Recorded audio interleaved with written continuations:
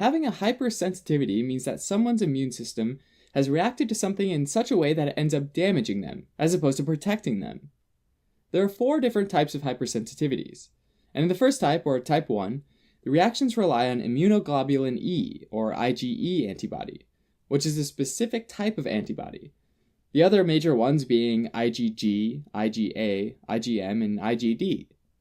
So because IgE is involved with type 1 hypersensitivity reactions, they're also called IgE-mediated hypersensitivities.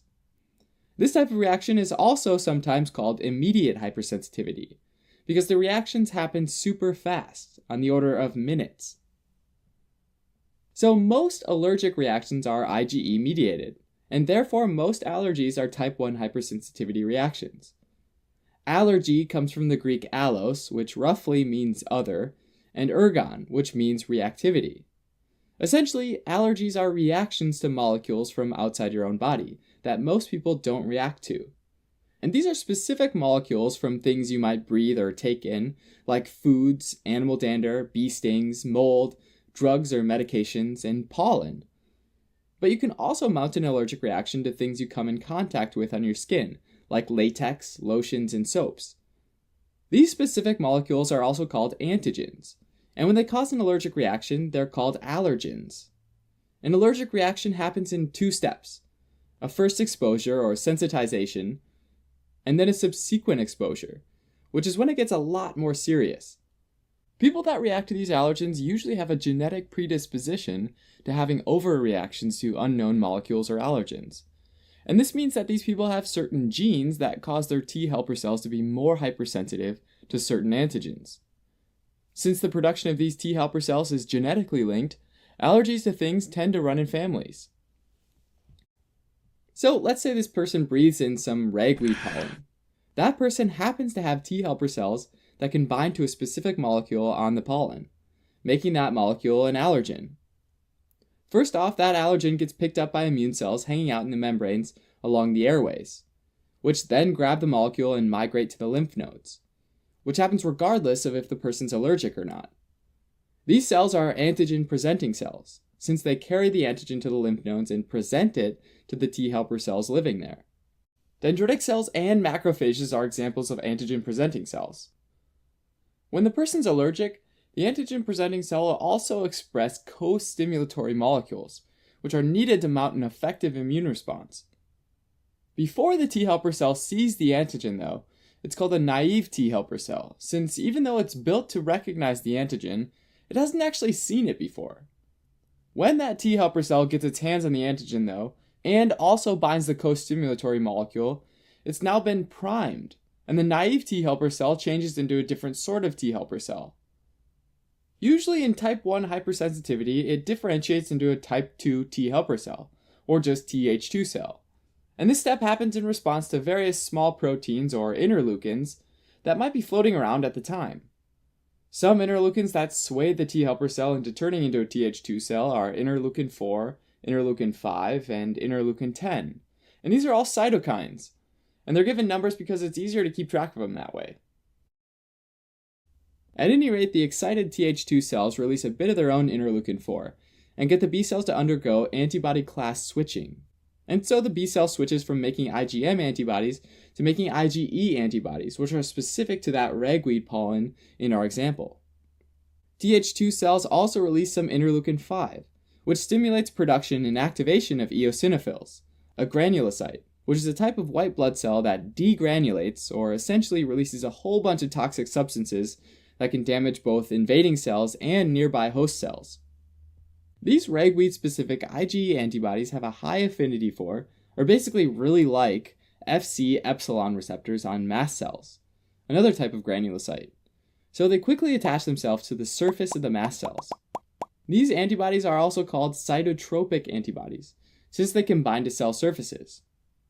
At this point, it's like the mast cell's been geared up for combat, and is ready for action, and therefore we're finished with the sensitization phase. Now let's say that that same person breathes in some ragweed pollen again. Maybe a few months later, a second exposure. Well, the souped up mast cells, using their coat of antibodies, binds to the antigen. Actually, it takes 2 or more bound antigens to cross-link the IgE antibodies, which signals the mast cell to degranulate and release a bunch of pro-inflammatory molecules called mediators that ultimately causes the effects seen in an allergic reaction. One of the major mediators released in an allergic reaction is histamine. Histamine binds to H1 receptors and causes the smooth muscles around the bronchi to contract, which means the airways get smaller, making it more difficult to breathe. It also causes blood vessel dilation and increased permeability of the blood vessel walls, meaning that while blood vessel diameter increases and blood flow to the affected area increases, fluid is allowed to more easily leak out the blood vessel walls and get into the interstitium, the spaces between the cells, which causes edema and swelling and urticaria, or hives.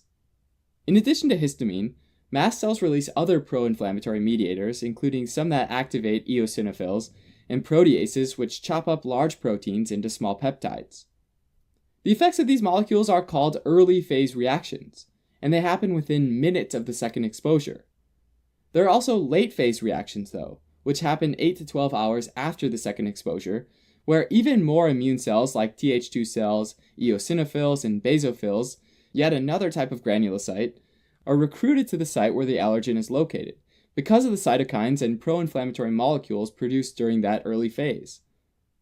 These include some of those same interleukins again, interleukin 4, interleukin 5, and interleukin 10, but also leukotrienes, which are smaller molecules made out of fatty acids and facilitate communication between a local group of cells.